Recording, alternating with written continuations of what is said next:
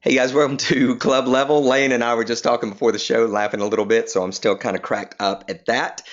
Club Level, for you guys who are part of that, meets obviously every month as we have our Edge training. If you're here and not part of Club Level, that's something you may want to be interested in as well. I'm going to actually show you the Club Level value model toward the end, and a couple of other models as well that we'll go through. And Club Level may be something for you if you're looking to stretch your business, you're looking to grow, you're looking to have some good common community. Everybody that's part of Club Level is actually making money online and stretching each other and growing each other, and we challenge each other every day. We meet in Facebook and just talk about what we're doing for that day, just super simple and laid back.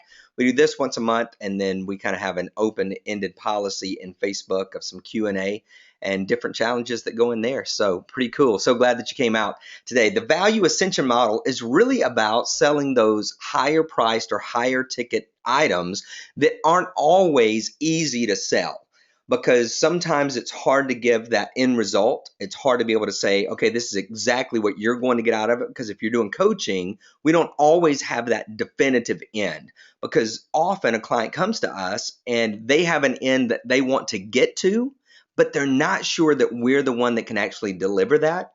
And the value model helps them clarify what we actually bring to the table without us having to sell, without us having to be too braggy or anything along those lines. So what we're going to do today is I'm going to cover a few problems, a couple of promises, some principles, and then we'll actually construct all of this stuff. Now, if you're watching the replay, you can email me at paul@paulbevans.com, or if you're part of Club Level, just meet me in the Facebook group and ask any questions about anything that we cover today. So some of the problems with selling high ticket elements is that often we're unsure how to offer it, because we know that the price point is often going to be the hang up. So we get a little bit challenged in saying this is exactly how much it is, because if we state it from the very beginning, then what happens? Well, then people start dropping off and they're like, I can't afford that.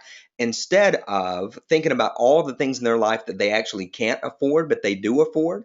Like, they couldn't actually afford that house, but they bought it anyway. They couldn't afford that car, but they bought it anyway. They couldn't afford that phone, but they bought it anyway. Why? Because they were able to see the future.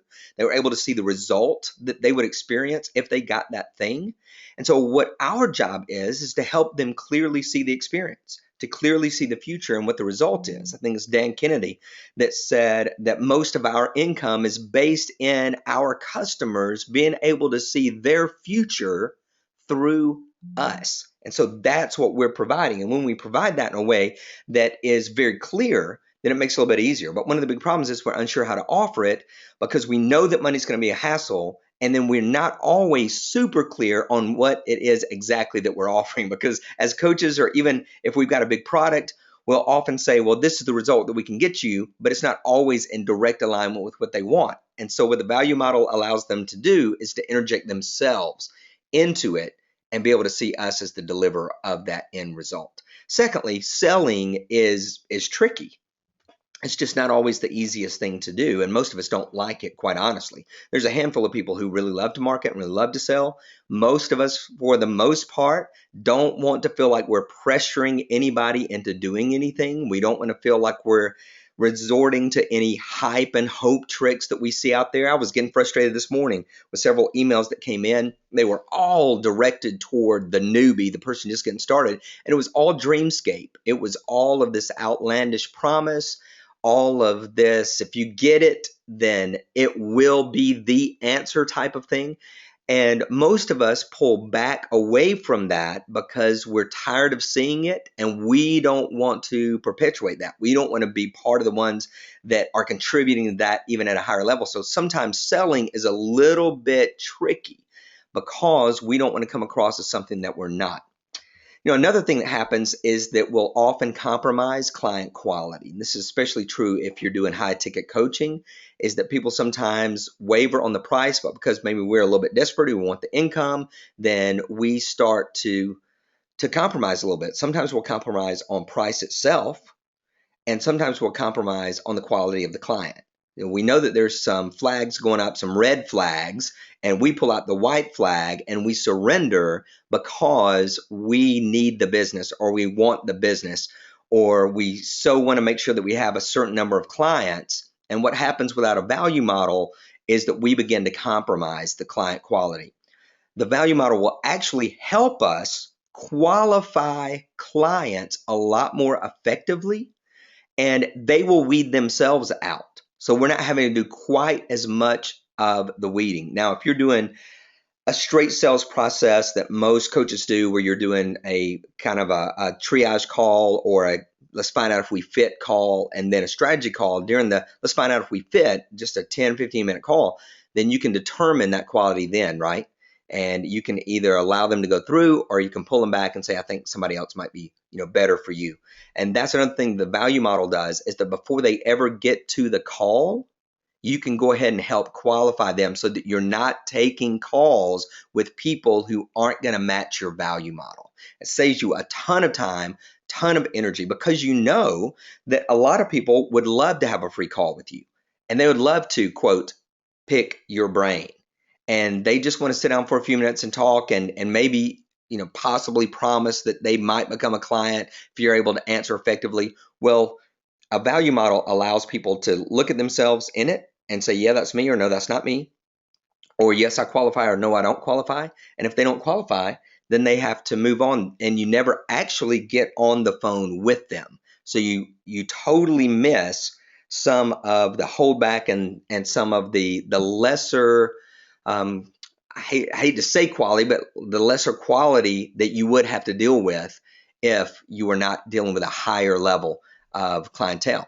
And so those are some of the issues and some of the problems. So what are the promises once we have a value model in place? Number one, we've got a clear system to follow, and it gives us a process to clearly lead people through so that they understand exactly what we're offering or what level we can get them to. And we're also communicating very clearly about what they want to attain. So instead of us simply getting on a call and trying to figure out if there's a fit or not, or doing a webinar and then doing this big sales to everybody at the end, we have this clear system that allows people to say, yeah, I need to be on that call. Or a clear system that toward the end of the webinar, they came and got some great stuff, but toward the end of the webinar, when you're really shifting gears more into the sales process, you're able to draw your model out or have it on the screen, and people can say, yeah, I need to hang on and see what else is offered, or no, you know what, I probably just need to go on because this isn't for me. So it makes it so much easier because you've got a clear system to follow. And secondly, it's desire-based tension.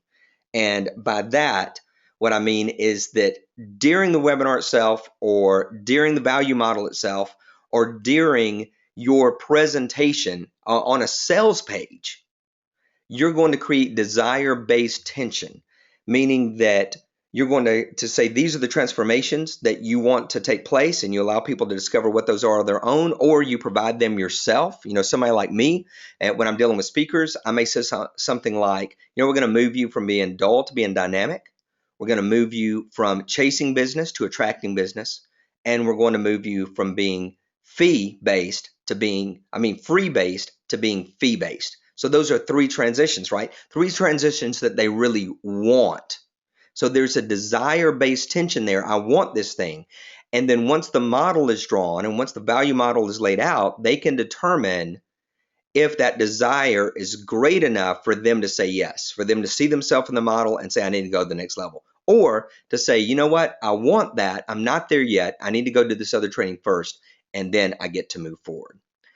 So there are 5 basic principles of the value model, and then what we're going to do is actually work through and draw some and develop them. I'm going to give you the 3 elements, the core elements, and then we'll put it into the model itself. And then you'll get to draw one for your business, for the way that you frame things. And it'll make it hopefully a very, very clear, succinct picture and a succinct process. So first of all, within the model itself and within any presentation or sales page that you're doing, you want to seed the need. And that goes back to what I just mentioned about the transformation from dull to dynamic, from chasing business to attracting business, from giving free speeches to fee speeches, right? That's seeding the need. We want to make sure that at the get-go, we're really expressing the core elements that they want. Before we start to reveal what the value model is, we want to get a good yes on That's right. I want to move in these 1, 2, 3 sectors from where I am to where I want to be, because the model is going to give them different levels of ascending into that highest thing that they want. And what we want to do is make sure that we see the need appropriately so that they feel connected to it and that they're going to say, yes, that is exactly on track. That's exactly what I desire. Secondly, we're going to actually draw the ladder. So I've called it the value model, but it can be a ladder. I use a triangle most of the time, and you'll see in a few minutes for speakers, I actually use what look like sound waves. And so we're using a model or a picture that is going to allow people to envision the process that we would be taking them through and the different levels of ascension that they would be reaching according to where they start and where they want to end up. So we want to see the need, and then we actually want to draw the ladder. The ladder is all about the future. So let's say that you're going to have, 2, 3, 4, 5, 6 rungs on your ladder. Then they may see themselves on rung 1 or 2, and they see that they can go all the way up to 6. And so as you're drawing this, and when I say drawing, you can either draw like I'm going to on the screen in a minute, or you can actually just do screens where it's revealed one at a time through a process, through a little slideshow, and that's cool as well. But you want them to be able to envision and see exactly what's taking place and where they are in the process. Number 3 is specific entry. So that's when they decide this is exactly where I am. The big key of the value model is self-identification. So that you're not telling them where they are, but instead they are pointing and deciding for themselves. So whether you've got 2 or 200 or 2,000 on a webinar, each person is going to evaluate themselves differently, and each person is going to rate themselves differently and select a certain position. Now, the power of this is that let's say that you're working with high-level people, and you don't want any people that are in that bottom rung because they simply are not ready yet for your program. Well, guess what? You get to dismiss those people. You get to say, hey, if you're in this bottom rung, no offense, I've got a great article for you. I've got some great material for you to get you up to these next levels. But this program is designed for X, Y, and Z. And it's no big deal that you're not quite ready yet, but I just don't want you hanging on the call if you've got some other things to do, or if you are really wanting to do this, but it's really not going to be a fit. Now some of those people will still might hang on and sign up or whatever, but you've made it really clear that there is specific entry into your program. The other thing is that it elevates your program, right? Often I will see people who will say, you know what, I take the beginner and the intermediate and the advanced. Well, usually what happens is that the beginner, if you're really after beginners, that works great.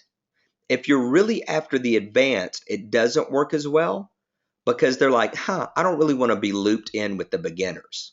I want to make sure that I'm only working with X, Y, and Z people. A few years ago, I was part of a mastermind group. I think at that time it was probably about 15 grand a year to be part of it. And there were 2 people in that group of 15 that were not a fit. They didn't. Your qualifications were you had to at least be making 100,000 in business a year online. And 2 of these people clearly were not, because they didn't even have a website yet. So how did it make the rest of us feel? We felt like, hey, wait a minute.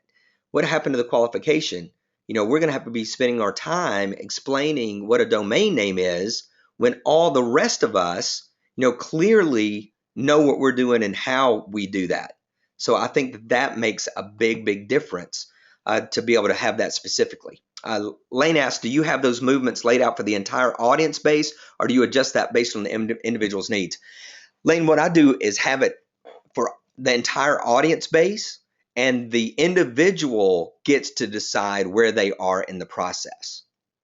And in fact, those of us who are in the kind of the money category, that's a big part of our measurement, our currency, as we'll see in a few minutes. The truth is that there are some that the currency is not going to have to do with physical money at all. Like I think of Carol, who works with people who are not very techy. I think she usually works with the older crowd that aren't techie at all. Well, the bottom level of her is going to be the person who knows nothing, is the complete newbie. So newbie may be the bottom line. So even if I had an advanced class on the line, I would still list newbie just so other people could say that's not me, right? They can cross some stuff out and say I'm not there. So the specific entry allows them to see exactly where they are and hopefully where they want to go as well. That's a big, big piece of the puzzle. So number one, see the need. Number two, go back to that. Number two is draw the ladder. Number three is specific entry. Number four is take the lead. This is another area that most people that I've seen selling into a higher level program really want to leave it out there as a nice little decision for the folks who are listening. But you've really got to take the lead on that because you are the leader. Basically, they're looking for the man or the woman with the plan. That's the reason they showed up. They're looking for someone to lead them, someone to direct them.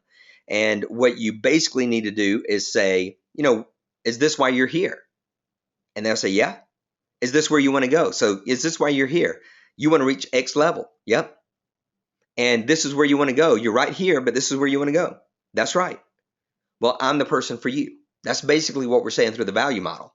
Here's where you are. Here's where you want to go. I'm the person to take you there. So that's a little bit different than we often teach with products where we're basically saying, here's where you are. Here's where we can get you to with this product. With coaching, it's a little bit more open-ended because you've got such a wider space or a wider gap between the person who's just getting started, knows nothing, and the person who's hyper advanced but wants to go even higher. It's not as defined as with a product because at the highest level, you're dealing with intricacies and personal ability, experience, time, all of those things that are in play. And so it has to be shaped a little bit different. But you're the person that's taking the lead. You're the one calling the shots. So even toward the end, when you say, hey, I want to talk to all the people between this group and this group, tonight's really for these two. If you're at this bottom level, I've got this great article for you. If you're up at this top rung and really want to take it next level, I've got something special for you. Just email me and we'll talk after the call tonight, or we'll talk later this week, or if they're at the bottom of your sales letter, click here to email me. I've got something totally different for you. So you're allowing them to see where they are, and then you pinpoint those that you want to work with, those that you feel like are the best fit, and you point them out and you say, come on, let's go together. I'm going to take you with me. And so that's kind of the middle part of the entire model. And then finally is that you package your offer. And there's several ways to do this, and it depends on what you've got set up. It could be just a product, just a clear-based product. So I think of somebody like Carol who may have straight training that may not be coaching most at all, but straight training, an actual product for moving people from a complete newbie with tech to mastering WordPress, let's say. Well, she could even do that on a regular webinar, right? Because it wouldn't necessarily have to be super high end. She could just basically say, are you right here? And she already knows before the call, 90% of them are newbie. If you want to move up this level of the ladder in 2 weeks, up to the WordPress mastery in 4 weeks, then just click here. See, that'd be a super easy sale, right? It'd be easy for people to identify themselves, easy for them to say, this is where I want to go, and easy for them to see exactly how I'm going to get there. Now, with coaching, it might be a little bit different. A lot of times, if this value model is shared on a webinar, then from there, it moves into a triage call. So what you're not doing is selling a massive package at the end. You're not saying, hey, it's 500 or it's 1,000 a month, but instead you're like, you know what? If this fits you, if you're in between X and Y, and you're wanting to reach X, then let's hop on the call, quick 10-minute chat, and let's find out if or how I can help and if we're fit to work together. And then in 10 minutes, nobody feels like you're going to sell them. Nobody feels like you're going to be doing anything tricky. And then after the 10-minute call, you can do a full-scale strategy call after that if you need to, or you can even sell from the 10 minutes itself to say, hey, let's just go ahead and get started. Looks like we're fit. And if not, then you can say, you know what, I don't think I'm a fit for you, but here's what I think would work really well for you. You could have an affiliate-based product or even another individual that you point them to. But you want to package the offer at the end. The offer could actually be a product. The offer can be a triage call where you discover if you're fit or not, or an offer could be whatever the next step is. You may have, if you've got a 6-week program that you're offering, and it's going to have a coaching call each week and it's got training modules each week, then you put that package right on the screen. You don't do a call for that. You just basically say, hey, we've got this group that's starting. And if you're in between X and Y, it's going to be a perfect fit for you. If you're wanting to hit X level within 6 weeks, that's exactly what we're going to do. So there's not a lot of selling for that. It's people identifying themselves, saying that's exactly what I want, and then saying yes to it, agreeing that you're the one to take them there, and then you all get on board together. Now, it doesn't mean there's not going to still be a challenge financially, but even if you've got some of the money built into the model, then it's going to help you a little bit. I'm going to show you that in just a minute. And so we've covered the problems, we've covered the promise, we've covered the principles. Any questions about any of those things?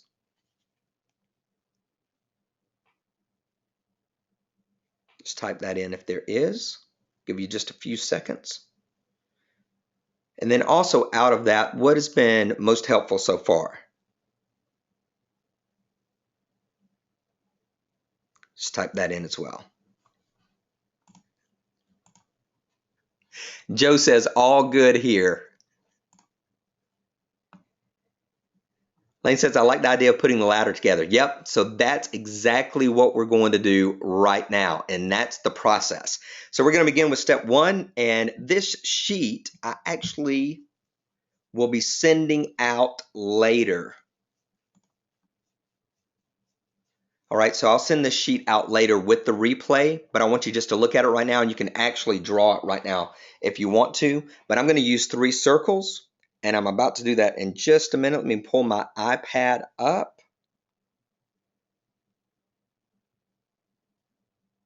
Give that a second to connect. Cool. Let's see, I haven't done that before. I tend to fly too much by the seat of my pants. Yep, that's another key of the value model, is it allows you to have something super clear to present, that you don't feel like you get to the end of a presentation and suddenly are like, oh, wow, now how do I move seamlessly into this next section? This kind of does it for you in a sense.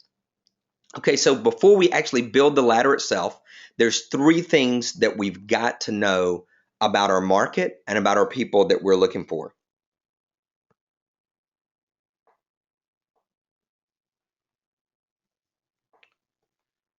Number 1 is currency.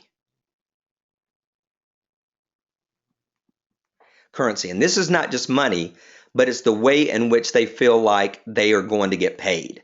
These are things that are important to them. So let me show you what that might look like. So with currency, it might actually be that money is important to them, obviously. It can definitely be one. Another currency is emotions, the way the person feels, how they're going to end up feeling at the end of the day.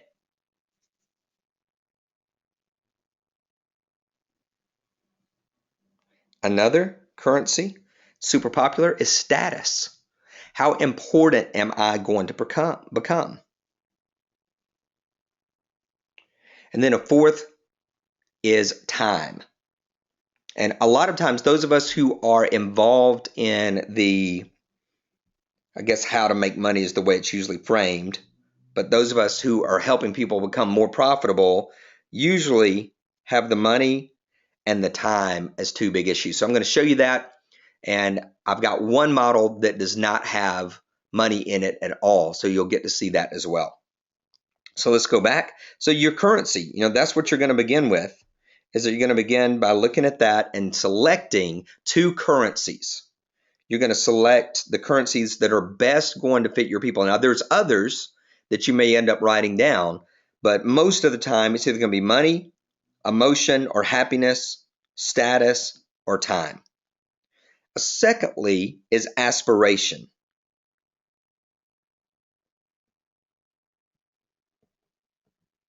This is where they want to go. This is what they want to become. What are they aspiring to? What is it that they really want and that they desire? You guys who've been part of my Achieve program know that I talk about the 5 stones, and when I'm hitting stones, the cornerstone, there's milestones and then cornerstones. Cornerstones have a pretty Y and an ugly Y. And the pretty Y is what we tell everybody. You know what? I'm trying to lose this weight because, I just want to be a better dad and be able to play better with my kids. The ugly Y is my kids are super embarrassed by me and won't invite me to play anymore. So, we wouldn't want to be sharing that part, right? So that's the ugly Y. So everybody has that pretty and that ugly aspiration. But for our use, we want to make sure that we've got that really pretty aspiration. We want to be able to say this is exactly what they're wanting to achieve. Sometimes that's really specific. It could be along the lines of losing 20 pounds, and that's super specific. Other times it can be something like, I want to become more productive. That's a little bit harder to quantify, right? Because that means something a little bit different to everybody else. But on our value model, the bottom level may be slug and the top level may be machine, right? So they move from being a total slug and procrastinating to being a machine and initiating everything, right? A complete different move. And so that's their aspiration. It's where they really want to move to, where they want to go to. And then there's also location.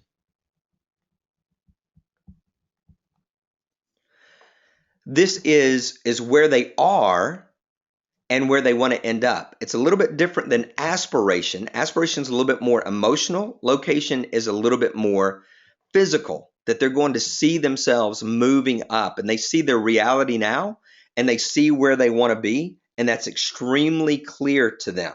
And they want to make sure that they're making that move effectively and they want to be able to see themselves in that. So in the model, they're going to see where they are and they're going to see where they want to be. So the location's where they are right now. Aspiration is really where they want to be. The currency is the driver for getting them there. So in between currency and aspiration is desire. So in between currency and aspiration is desire. That's where they connect. So here are the things that are driving me. Here's the thing that I really want. I desire that. I can't wait for it. I'm willing to do what I need to get there.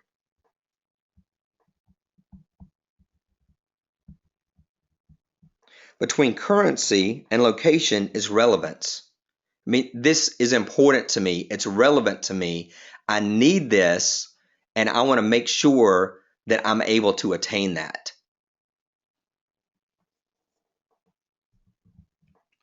And then here is roadmap. Between location, where I am, and aspiration, where I want to be, is the roadmap.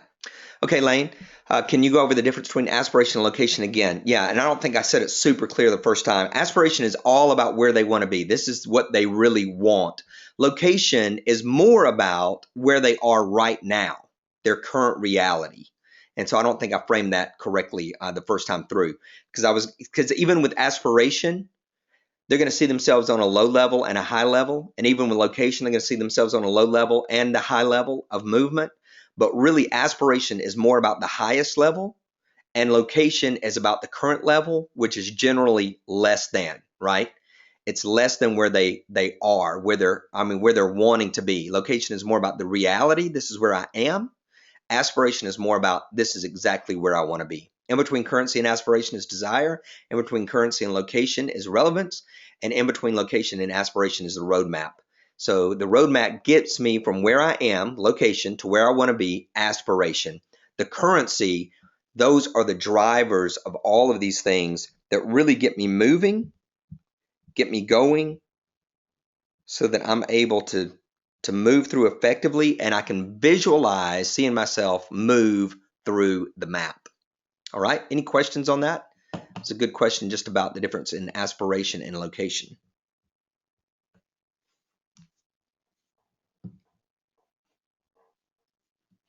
Cool. All right. So let's actually draw the model. So I'm going to give you a little bit of a view, like that's the sheet that I'll be sending you guys. Now, actually, if you're watching the replay, it's right under this video.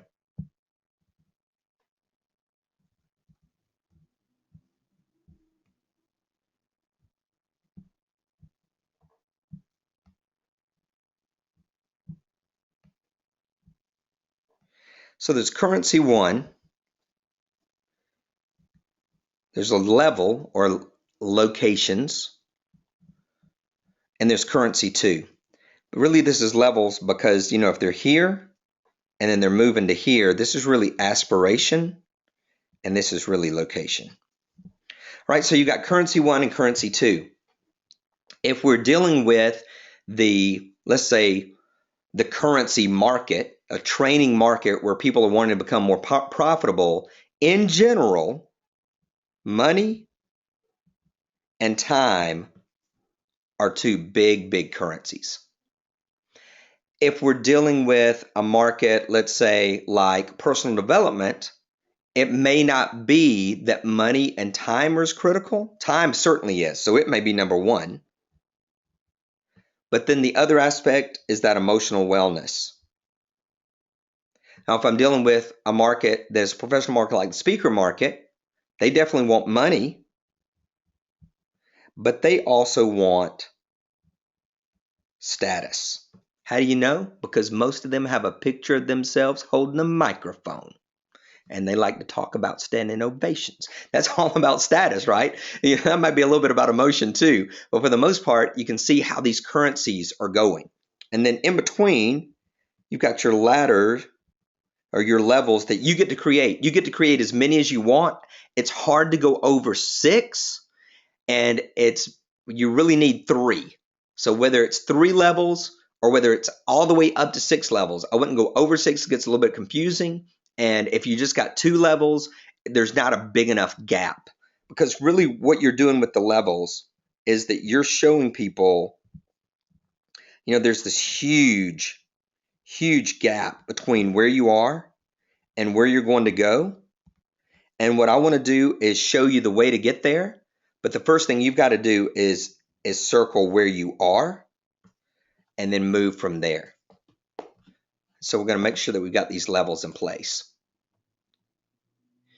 So currency 1 and currency 2, Belinda asked, what does currency 1 and currency 2 mean? So these are your currencies. Here are 4. And currency 1 is going to be on the left side of the ladder, and currency 2 is going to be on the right side of the ladder. But most likely, these currencies are the things that really drive your people. It's what they want more than anything else. So when it comes to the income crowd, most of them really want to make more money, and they want a lot more of free time, right? Now, in the second area, when I was talking about the achievement crowd, they want to control their time, and they want to be really happy. And then for the speaker crowd, they want to make money speaking, and they also want to have major influence.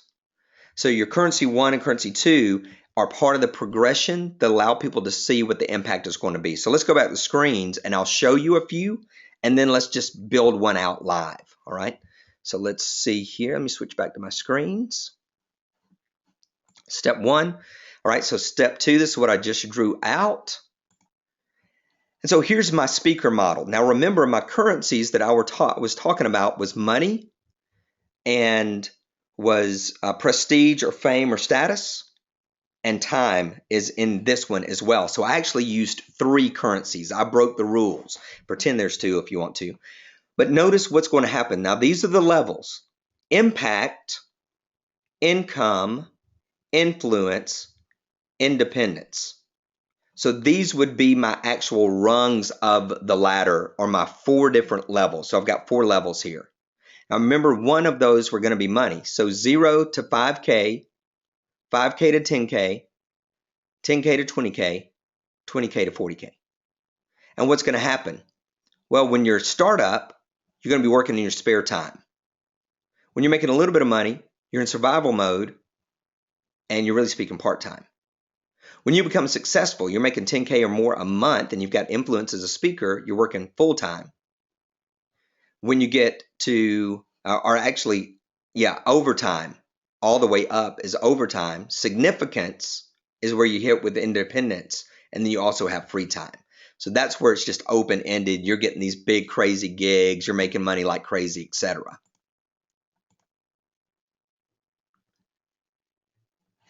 This is not an ear of corn. That is a microphone. Don't make fun of my drawing. Good one. All right, so here's the achieve ladder. So this is a little bit different. Value models, totally different because I don't have any money here, right?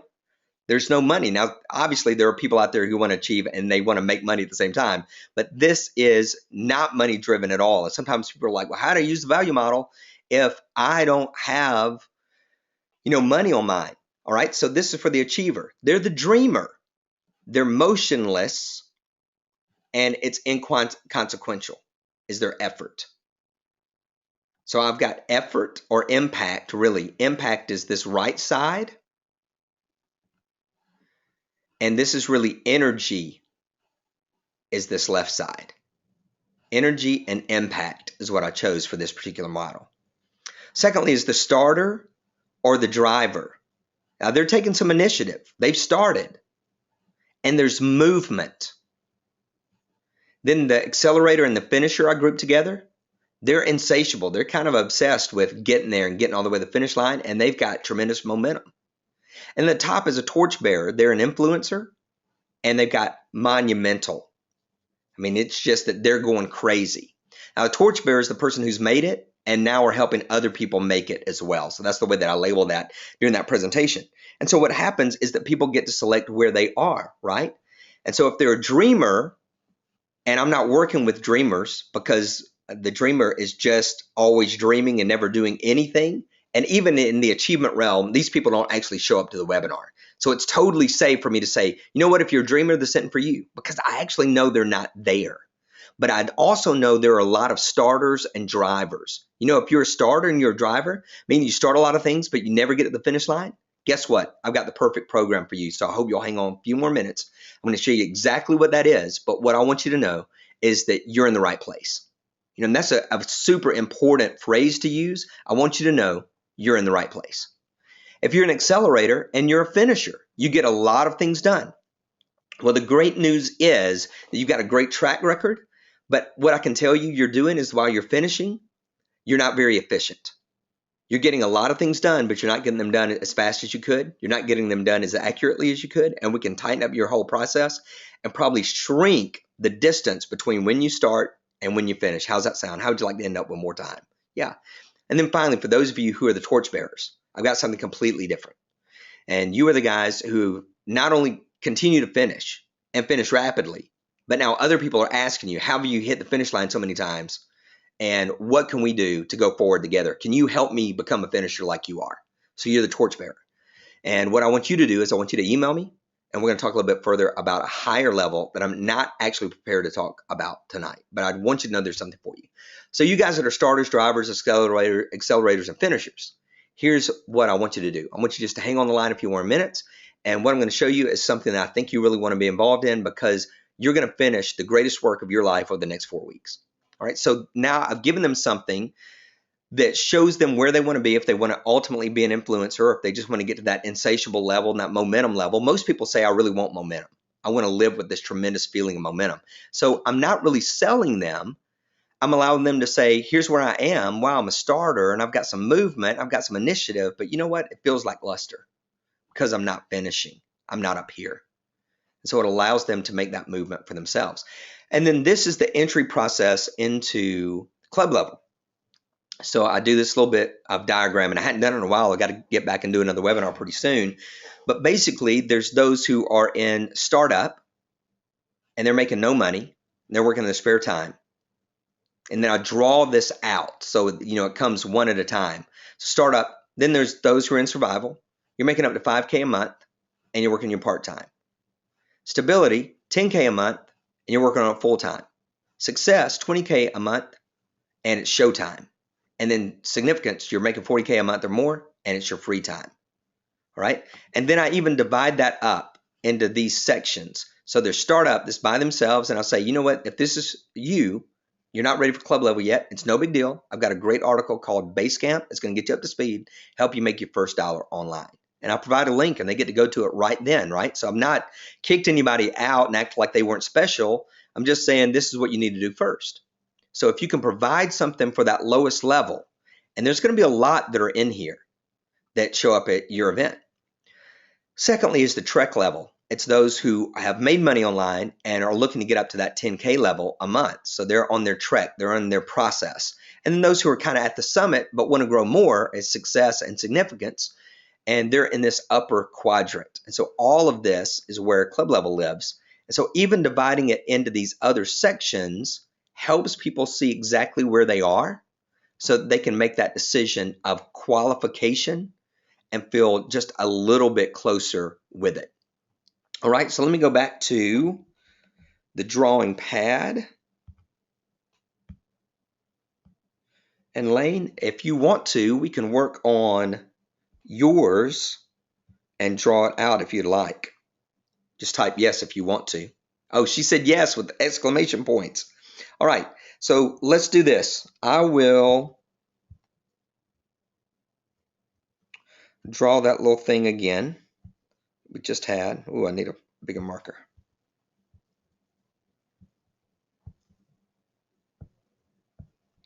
C1 level C2. Get out the big marker. I've got it. All right. So what would you say are the currencies? Well, first of all, tell us a little bit about your market. In fact, I'm going to unmute you. And let me see here. There we go. Tell me a little bit about your market, Lane. Okay, so I have a summer-long group coaching program that I'm actually in the middle of feeding people into right now, so this is perfect timing. So the people that I am appealing to, first of all, are women. They are not necessarily motivated by money. It's more that emotion and possibly some time in there, but really the emotion, I think. Okay. The pain point is that they have reached a point in their life where they feel like, is this all there is? That they've got these dreams that they've put off either because of family needs, or usually it's family needs. They might be working in a job they're not crazy about. They might be staying home, and now their kids are getting older and going off to college or needing them less, and they're looking at their lives saying, I'm not happy, but maybe this is all I get. And what I want to wake them up to is the idea that there is more for them, and whatever their past, whether they were a stay-at-home mom or whether they, however old they are, or whatever their situation, they are perfectly equipped to move forward towards their goals, that they can have their goals and that they can make progress towards them, whether it's losing weight, getting a new job. I have a couple women I work with who are questioning their marriages, and that always scares me because when you're not happy with yourself, it's easy to turn that outwards. So I want them to work on themselves. So it's really that smiley face, big time. Okay. So let's look at that emotional side. So we've got that for sure. And then on the kind of the overall aspiration, are they wanting this balanced life? Are they wanting this life of meaning? It's not balanced like, family work balance. A lot of them are women who are smart and capable and have been doing stuff that's way below what they are capable of. But as a result, they question their own worth. So Okay. it's really breathing that sense of worth and entitlement into them. Not entitlement in the sense of I deserve Right. everything, but I deserve to have goals and dreams. Okay. I'm going to use status, even though that's not exactly what it is, but it's basically being able to have that elevated position. That I've Yes, reached my potential. I've not ignored my dreams in the process of serving everybody else. I'm going to take my life back, but I'm right. still going to use it in a very positive way. Sometimes I hear people say, and I've even said it at times when I'm going to take my life back. People hear that as selfish, but often it means so that I can serve more effectively. Exactly, Okay. exactly. Because a lot of these women, one of the ones I'm working with, went to Stanford. She's been a stay-at-home mom for 20 years, and now she feels like she's got nothing. Right. Her oldest daughter's off at college. Her next one's a junior. She's been volunteering and doing all these cool things, and she thinks, well, I'm not qualified to do anything. If I went to get a job, I'd have to start at an admin level, and it's not worth it. And I want them to see how much value they have to offer in whatever they want to do. And with the internet, a lot of them don't realize what we've been studying for the last decade, that where you went to school doesn't matter, your experience a lot of times doesn't matter. It's your passion that will make you a success online. Oh, I like that word too, that passion. Because a lot of them have hidden passions that they are afraid to, it's a lot of fear, afraid to even pull out, for fear that I can't have it, I'm not equipped to have it, I'm not good enough to have it, other people are going to laugh at me, my family's going to laugh at me, that kind of thing. Okay. I like that. I think that's super, super big. In fact, this could be one of your levels, your highest level, and we'll scratch through these. But let's say it, it's this passionate life. hmm And so the opposite of a passionate life is what? I would say monotony, boredom, lack of energy, caring, apathy, probably apathy. Apathy. This is good. That's tough, and that's a big word, and we got to be careful with that because we don't want too many of them feeling that. So we have to define it. So we've got to say apathy means you don't care about anything.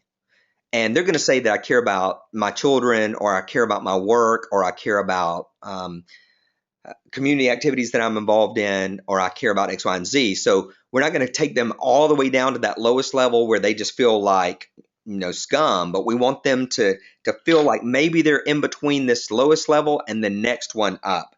So from apathy to actually caring a little bit, that they're, maybe even concern would be a word that we look at. Where do you think their next step is? And we can either do 3 up to passionate, or do even all 3 in between. We can either add one more, Mm-hmm. or I would probably say we need to add minimum 2 more, maybe 3.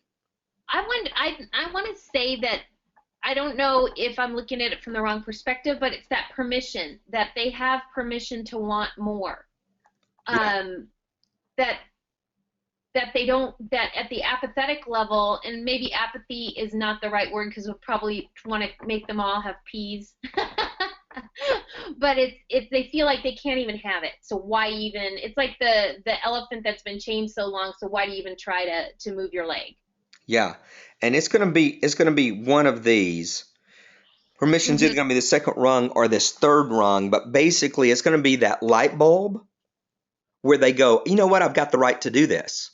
Yes. But I can't wait for somebody else to give me that permission. I have to kind of take that, Right. So here, and we'll name it caring for now, Okay. or even concern, because concern means that, I'm worried about where I am. Apathy, you don't even care that you're there. Right. Whereas concern, I'm concerned about where I am. I feel like my life is out of control, blah, blah, blah. And we're going to hit some of those in just a second. And then permission, you get to the stage where you go, I'm going to reclaim this. And that could even be a word in here. I'm going to reclaim this. I've got permission to do that. And then the next step would be where we're actually taking some really direct and forceful steps. Yep. So the action. Yeah, so let's say action. And then we can, massage all these wording later. But I think this is a great movement. Apathy to concern to permission to action to passionate.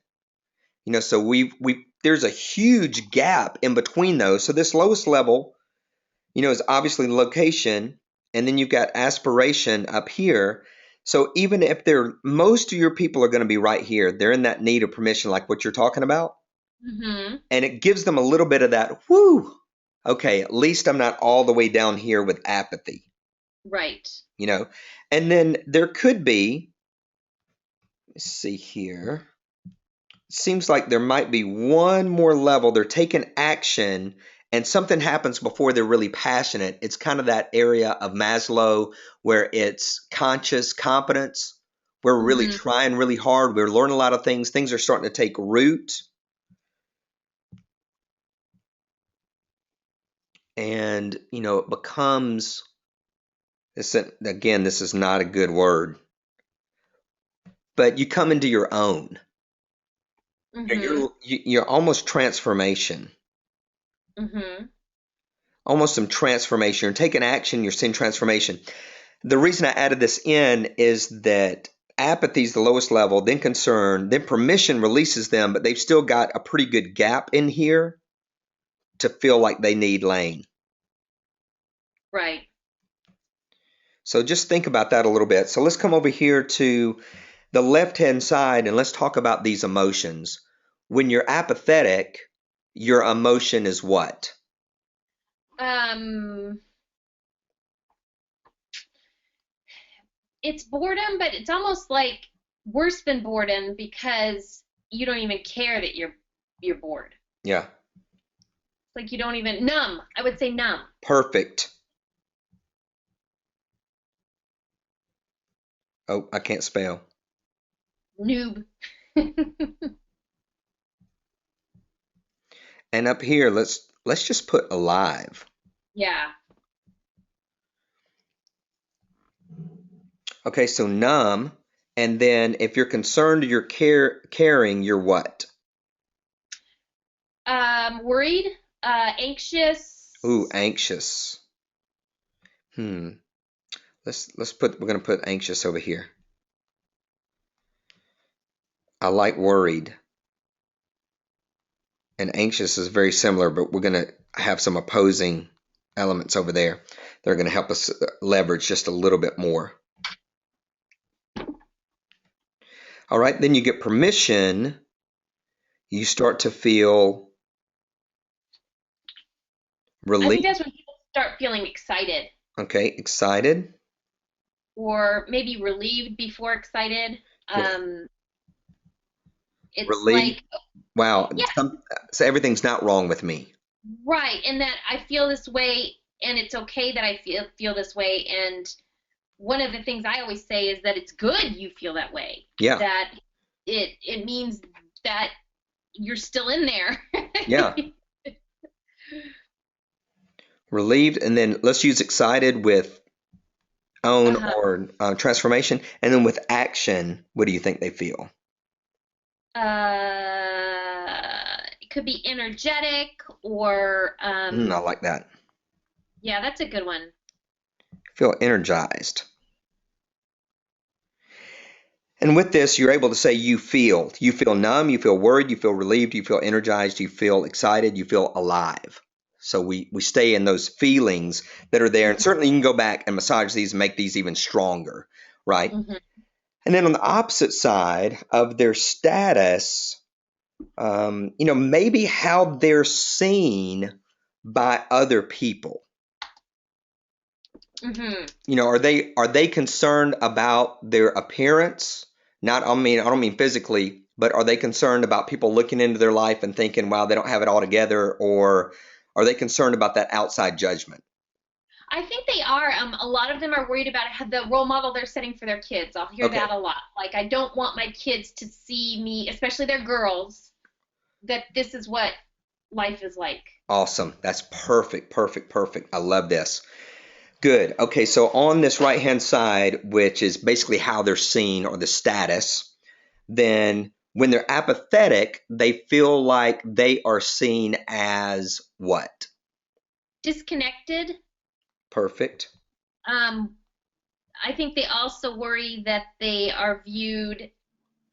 There's there's two sides to this, probably more, but the disconnected is like the kids might see them as disconnected from them, but they're also worried that their kids see them as worthless, Mm. or that other people see them as worthless.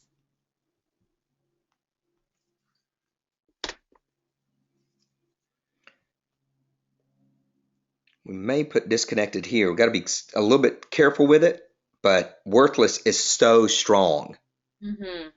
and even if they feel, it's okay if they feel like this here and even feel like this over here, that's still going to be okay. They'll end up elevating this. So let's put disconnected with concern or caring, and then permission, what they start feeling maybe empowered. Is that how other people would see them? Yeah, let me think about that a little bit because it's going to be a little bit of both. because they're seeing that their children may see them as worthless, but they see themselves as worthless as well. Yeah. And then their children may see them as disconnected, but they feel disconnected as well. Yep. When you've got permission and you're starting to live a little bit stronger, you're either going to feel empowered, and people may see you as taking that power, or confident would be another word. Oh, yeah, yeah. I like confident. Okay, so let's use confident. Then when you're taking action, they may see you as decisive or clear, intentional. Yeah, I'm trying to think of a more powerful. That might be the empowered Okay, there. let's go empowered. And then when you own it and you're transformed, you are, You become this beacon that other people. It's like that your pyramid that you just did with the torchbearer, where you start shining. That you there's a glow. I mean, that might be the top one. well, Um, and with the top one, think about glow, or even think about you at the top level. It's like you're a leader, it's like you're an influencer. They see you as the one to turn to, they like see a role model. the role model. So I like glowing. And each one of these can definitely be made stronger in its own way if we use some alliteration or something along these lines. But just think about this. Think about somebody comes to your event. You're sharing, a couple of big problems about the way things are in our society right now, how it leaves women feeling. And so, the challenge is today we need to make some movements. We need to move from being a feeling of worthlessness to a feeling of pricelessness. And Mm. this could even be part of some of the terminology that you're using during your presentation, worthless to priceless, moving from being numb, monotonous during the day to really feeling alive. And I'm going to move Mhm. from being apathetic to being passionate. Mhm. And then when you get to the end and say, well, I've got this group that's starting, and here's the thing, it's not for everybody. It's for just for this summer. And you may be on board already. And that's awesome. And I love that. And you may not be completely sure if this fits you or not. And so, what I'm going to do right now is I'm just going to show you a model about our process, about what we're hoping to accomplish and where we're headed. And maybe you're going to see yourself in this. So, it's a little bit different than a model that says, where do you want to attain in business? But you're saying, how do you want to live? How much do you really want to be alive? And so, what I'm going to share with you is 6 different levels that I've experienced in my life at times, and I think others have as well, and possibly it's where you are. And what I want you to do is, while I'm drawing this out, I want you to select where you are so that you can find the point of your connection and see where you really need to go and where you really want to go. And then, as you're drawing it, you start out with apathy and talk a little bit about that and say, what apathy does, it leaves us feeling numb. And it also, on the other side, it makes us feel worthless. Once we move out of apathy, we move into concern or caring. On the left-hand side, we kind of still get worried. We're worried about things that are going on. We're starting to come to life a little bit. And so the things that didn't bother us when we were apathetic suddenly are taking root. But the challenge is over on the right-hand side is we really feel disconnected because suddenly we're starting to see all of the needs around us that we've been ignoring, and we don't know how we're going to solve them. And we know that we can solve them, but we've been kind of out of touch. And now we're reintroducing ourselves into our life. And it's a little bit scary. Once we move out of that, then we've got permission. And I hope during the webinar tonight, I've given you a lot of permission to be who you are, to call you into what you're really destined to be. And I know you feel that, but I want you to really claim that. Because what's going to happen is the minute you take permission, you're going to feel relieved. And once you live that permission, you're going to feel confident. And everybody around you is going to see that confidence. Talk about that a little bit. The way that starts to really take root and become visible is when we take action. Action actually does not wear you out.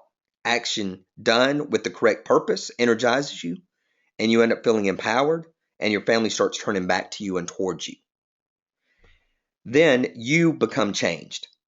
You become transformed. Your life is exciting, and you start to glow, and other people recognize it, and this is the point in which people ask you what you're doing. hey, I've noticed a big change in you. You're smiling a lot more. You've done X, Y, and Z, and all this seems to change. You seem to have it so much together, compared to, not to hurt your feelings, but a few months ago, what's going on? And then finally, you live this passionate life where you feel alive. You can't wait for the sun to come up in the morning.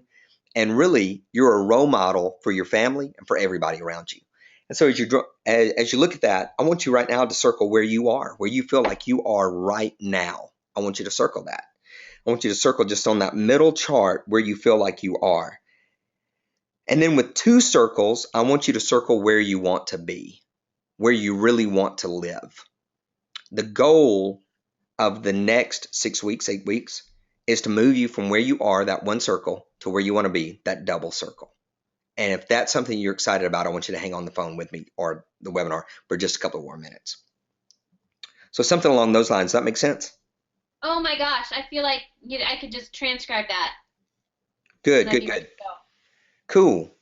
Yeah, so that's a much more natural conversation, to me anyway, than saying, hey guys, so, thanks for coming out tonight, and I got this box of stuff I'd like for you to get. And then I'd like for you, Lane, if you can, think about what the metaphor might be for this. The mountain may be pretty easy to use.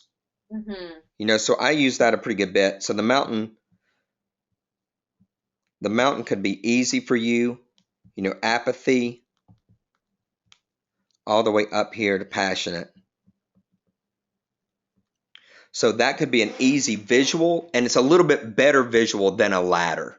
In business, a ladder can work pretty good, but as you saw with mine, with Achieve, it's a mountain with, or at least a triangle, but it's kind of that ascension. It's more of a pyramid. With Club Level, it's a mountain, and with the speakers with MDK, it's more of just waves, sound waves. So something along those lines. So this may be a good image for you, for them to be able to move up through it. And you don't ever have to necessarily ask anything over here on this left-hand side. As far as you don't have to put, C1 or C2 or anything like that. You just put those things in, and then they get to decide where they are. And they've made all those decisions. You've never told them where they are. You didn't have to listen to them on the phone for an hour and say, here's where I think you are. They get to make all of that decision themselves. So they say, yep, here's where I am. Yep, here's where I want to be. I think that's good too, because you can talk about how down at the bottom, that's where most people are, and where most people stay. And that narrowing up really gives people the feeling that I don't want to be one of the masses down there. I want to be one of the people who makes it up the mountain and stand tall at the top. Yeah, and that's so true, because most people say, yeah, I am here, but I do want to be here. Now, something you can do to seed, when I talked earlier about seeding the need, you can do this super early. If you do a webinar to sell into this, then do a poll in the first 10 minutes and say, I just want to get a feel for where people are in their life right now. And you won't use these exact terms, but you might use a term like lost, have like 5 levels in the survey, lost all the way up to, yeah, I'm rocking my life right now. It can't get any better. So lost all the way up to it can't get any better. And then you remember those numbers. And what you're going to find is that about 80% of the people are going to say they're here or maybe here. And so later, when you start drawing all this, then you can say, you know what, I just asked you guys to circle 1 and circle 2. You guys who circled 1, I'm going to say about 80%, given the survey we did at the very beginning, 76.8% are in this area right here. And the first thing that I want to say to you, if you don't hear anything else, is that I want you to know that you are not alone. Because most of the time when we're here, we feel like we're the only ones there, and we feel extremely alone. And I want to let you know you're not alone. Yeah. So I think for this crowd, that's an important message. Yeah. And they get to see that they're not going up the mountain alone. Right. I'll tell you right now, nobody climbed Everest alone. It doesn't happen. And, you could even say that at the end. The big challenge is you've been trying to climb the mountain alone. Nobody goes to Everest and just shows up. Somebody like, what are you doing? I'm about to climb Everest. It doesn't happen. In fact, you're not allowed to. You've got to hire a crew. It's got to be scheduled. There's got to be training. Nobody gets to climb Everest alone. Nobody shows up. All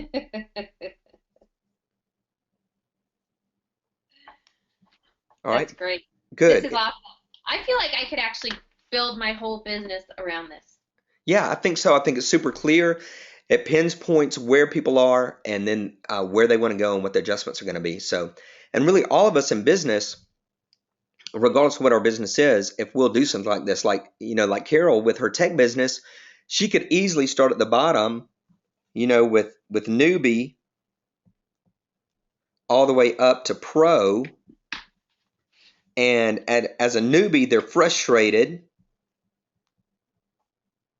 and they feel overwhelmed. So this measurement over here could be the gap between what they know, what they don't know, and what they end up knowing. So this is a brain gap, a knowledge. This is knowledge.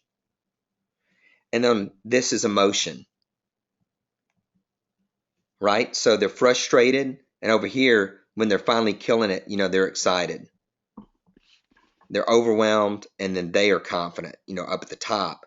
But this is more about knowledge. This is more about emotion, and then they aspire to be the pro, would be the top level. So any business can use something along these lines to allow people to self-identify, to recognize where they are, to pinpoint where they want to go, and to agree that you're the one to take them there.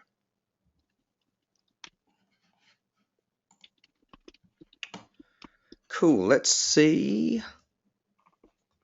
All right. Any other questions about any of that? Does that make sense? That made a lot of sense to me. Thank you. Cool. Corey says, this really helps with personal development. Sometimes it's really hard to say what the transformation is that I provide. That's super true. I find that tough in personal development because people are usually not specific themselves. I want to use my time more effectively. What's that mean? It's so much stuff out there is, as Earl Nightingale would say, lugubrious. I've never even looked that word up. All right, guys, anything else? We'll close down. Thank you for letting us use you as an example, Lane. Oh, this is fantastic. Thank you. Good. All right, guys, next month in Club Level, I think what we're going to do is step by step through a webinar that would lead up to this value model. So we'll step by step through that, and we'll have a good time with that. And we'll do a couple of models overall. One's kind of a teach and sell model, and one's just going to be the straight info model where they're just showing up to learn about your thing, and they know they're going to be sold to right out of the gate because you're not actually sharing content. You're just coming in and saying, hey, thanks for showing up to learn about what my program is. So that's a little bit different. So we'll cover both of those models next month. Until next time, success is not an accident. Be blessed.